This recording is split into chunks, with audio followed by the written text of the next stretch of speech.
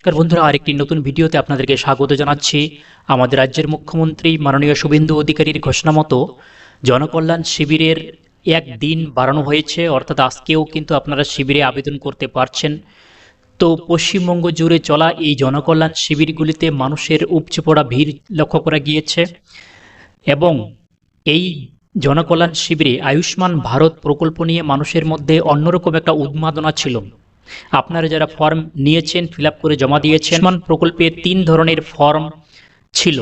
এখন আপনারা কোন ফর্মটি ফিল আপ করেছেন, কাদের জন্য কোন ফর্মটি ছিল, কারা বাদ যেতে চলেছেন, শিবিরে যাননি বা ফর্ম ফিল আপ করেননি কিন্তু এই প্রকল্পের 5 লক্ষ টাকার চিকিৎসার সুবিধা আপনারা নিতে চাচ্ছেন আয়ুষ্মান ভারত প্রকল্পে, তো আপনারা এখন কি করবেন? নতুন দর্শক হয়ে থাকলে চ্যানেলটি সাবস্ক্রাইব করুন, ভিডিওটি শেয়ার করুন, অবশ্যই লাইক করতে ভুলবেন না। তো রাজ্য সরকারের স্বাস্থ্যসাথী প্রকল্পের উপভোক্তাদের নাম এবার যুক্ত হতে চলেছে আয়ুষ্মান ভারত স্বাস্থ্য বীমা যোজনায়। আর এই পুরো প্রক্রিয়াটি সম্পন্ন করার জন্য সরকারি স্তরে তৈরি হয়েছে একেবারে তিনটি আলাদা আলাদা ধরনের ফর্ম বা আবেদনপত্র। এই 3 রকমের ফর্মের চক্করে সঠিক প্রচারের অভাবে বর্তমান আমজনতার মনে তৈরি হয়েছে তীব্র ধোঁয়াশা। পরিস্থিতি এতটাই জটিল যে খোদ প্রশাসনিক কর্তারাও বলছেন পুরো পরিস্থিতি এখন ঘেটে ঘ হয়ে আছে।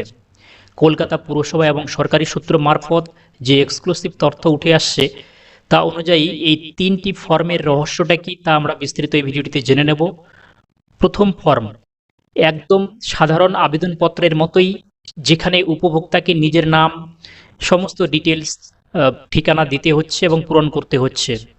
দ্বিতীয় আরেকটি ফর্ম, সেটা হচ্ছে প্রিফিল্ড ফর্ম। এই প্রিফিল্ড অর্থাৎ আগের থেকেই পূরণ করা ফর্ম, এটা কাদের জন্য থাকছে? এই ফর্মটি নিয়েই সবচেয়ে বেশি চর্চা হচ্ছে। এই আবেদনপত্রে আগের থেকেই উপভোক্তার নাম এবং তথ্য প্রিন্ট করা থাকছে। পুরসভার আধিকারিকরা জানাচ্ছেন যে যারা কেন্দ্রের খাদ্য সুরক্ষা আইনের আওতায় রেশন পাচ্ছেন, রাজ্য সরকারের তরফ থেকে তাদের এই প্রিফিল্ড ফর্মগুলি পাঠানো হচ্ছে এবং আশাকর্মীরা বাড়ি বাড়ি গিয়ে এই ফর্মের স্ক্রুটনি করছেন। আরেকটি তৃতীয় ফর্ম রয়েছে।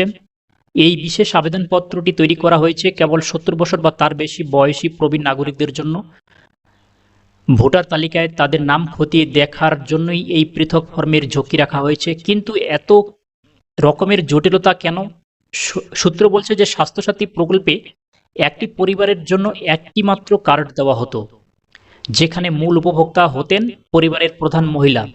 কিন্তু আয়ুষ্মান ভারত এই প্রকল্পে প্রত্যেকটি সদস্যের জন্য আলাদা আলাদা ব্যক্তিগত কার্ড দেওয়ার কথা চলছে, যার কারণে উপভোক্তার সংখ্যা 1 লাফে কয়েক গুণ বেড়ে যাচ্ছে। এই যে প্রত্যেক সদস্যের জন্য আলাদা আলাদা কার্ড কেন করতে হবে, সরকারি রুলস কি রয়েছে, এই বিষয়েই কিন্তু আমরা আগে ভিডিও দিয়েছি, আপনাদের ভালো করে বুঝেছি। না দেখে থাকলে সেই ভিডিওটি দেখে নেবেন, এই ভিডিওর আই বাটনে আপনারা পেয়ে যাবেন। অত্যন্ত কম রয়েছে, আর তার উপর প্রথম দিকে সরকারের তরফে ঠিকমতো প্রচার না করার ফলেই বৃদ্ধা থেকে শুরু করে সাধারণ মানুষ আতঙ্কে এবং উদ্বেগে এই তীব্র গরমেও শিবিরে এসে লাইন দিয়ে দাঁড়িয়ে থাকছেন, ফর্ম ফিল আপ করছেন, জমা করছেন, এই প্রকল্পের সুবিধা নিতে চাচ্ছেন। তো এই বিষয়ে আপনাদের কোনো মন্তব্য থাকলে অবশ্যই কমেন্টে জানাবেন। নতুন দর্শক অবশ্যই চ্যানেলটি সাবস্ক্রাইব করুন, ভিডিওটি লাইক করবেন।